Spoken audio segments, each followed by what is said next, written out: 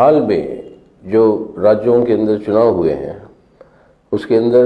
राजस्थान, मध्य प्रदेश और छत्तीसगढ़ में भाजपा को जीत मिली हुई है। कई लोग अनुमान कर रहे थे कि शायद मध्य प्रदेश और छत्तीसगढ़ में भाजपा की जीत नहीं हो पाएगी, लेकिन इन तीनों राज्यों में, राजस्थान में तो बदलाव हर 5 साल में होता है, लेकिन इसके बावजूद जो कई खास बातें हैं जिसे हमें नोट करने की ज़रूरत है। ये आखिरकार हुआ क्यों? कांग्रेस पार्टी इन चुनावों के अंदर जो पिछली बार उनकी वोट का जो शेयर था उसको उन्होंने बरकरार रखा। टकराव तो कांग्रेस और भाजपा के बीच में था, लेकिन भाजपा ने पिछली बार उनको जो वोट मिला उससे कई गुना आगे वो वोट शेयर में पहुंच पाई, यानी उसके वोट बढ़े हैं। और वो बढ़े हैं उनके लिए कई सारे कारण हैं। मुख्य रूप से अगर कारण देखी जाए ये है कि इन तीनों राज्यों के अंदर सांप्रदायिक ध्रुवीकरण तेज हुई और इससे वो हिंदुत्व का जो वोट जो है वो बढ़ा, और बढ़ोतरी जो वोट के शेयर में हुई, तादाद में हुई भाजपा का, कांग्रेस की घटी नहीं। तो मतलब ये है कि जो निर्दलीय और जो अन्य पार्टियां हैं उनके वोट का एक बहुत बड़ा हिस्सा भाजपा की तरफ गया। ये रहा एक मुख्य कारण। इसके साथ साथ हम देखेंगे ये सांप्रदायिक ध्रुवीकरण के चलते हुए खासतौर से मध्य प्रदेश और छत्तीसगढ़ में, जहाँ पर आदिवासी की आबादी ज़्यादा है, वहाँ पर आदिवासियों के बीच में उनके कामकाज के चलते हुए आरएसएस की मुख्य रूप से भाजपा को बढ़त मिली, और साथ ही साथ आदिवासियों के बीच में भी सांप्रदायिक ध्रुवीकरण तेज हुआ और कई सारे प्रांतों में, खासतौर से छत्तीसगढ़ में जो ईसाई आदिवासी है उनके ऊपर जो हमले हुए उसके चलते हुए ये ध्रुवीकरण तेज होने का फायदा भी भाजपा को मिला। तीसरा, इसी के साथ साथ प्रधानमंत्री जी कहते रहे कि वो जो है देश के अंदर कोई पिछड़े हुए जातियां नहीं है, पिछड़े हुए लोग हैं वो है गरीब हैं, और जो गरीब लोग हैं वो सबसे पिछड़े हुए हैं, और इसलिए जाति का कोई मायने नहीं रखता। लेकिन जो कैंडिडेट्स को चुनने में जिस तरीके से जातिवाद का इस्तेमाल हुआ है भाजपा की तरफ से, उससे भी फायदा उसको मिली। चौथा जो सबसे बड़ी अहम बात है वो है कि मीडिया के ऊपर जो उनका कंट्रोल रहा, और इसी के साथ साथ जो उनके साधन के ऊपर जो उनका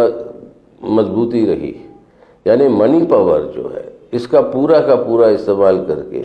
आज जो है वो इस तरीके की जीत हासिल कर पाई इन तीनों प्रांतों में। लेकिन जहाँ की तेलंगाना के अंदर आप देखेंगे तो वहाँ पर कांग्रेस की बड़ी बढ़त हुई उनकी, और उनका जीत हुआ और उनका सरकार बना। और ये बढ़त होने के लिए जो कर्नाटक के अंदर जो चुनाव हुए थे जहाँ पर कांग्रेस जीत के आई भाजपा को हराते हुए, उसका असर बगल में जो तेलंगाना है उसके ऊपर बहुत भारी पड़ा, और इससे कांग्रेस को एक पुनर्जान मिली वहाँ पे।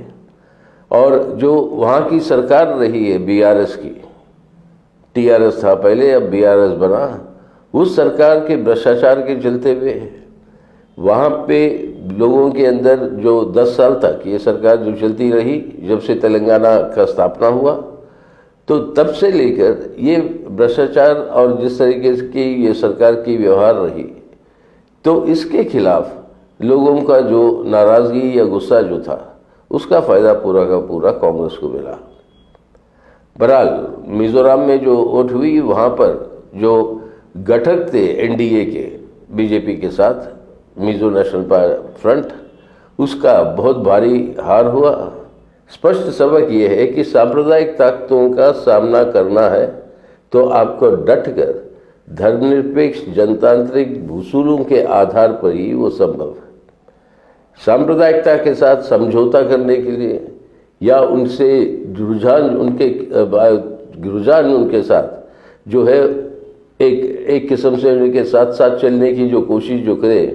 वो कोशिशें पूरे साफ नज़र आ रहे कि नाकाम हुए। तो सीधा सीधा टकराव आज ये है कि सांप्रदायिक ध्रुवीकरण और उसके चलते हुए ये एक किस्म की नफरत और हिंसा की वातावरण जो बढ़ रही है, जो बेइंसानियत, जो जिस तरीके से हमले हो रहे हैं अल्पसंख्यकों के ऊपर, दलितों के ऊपर, आदिवासियों के ऊपर,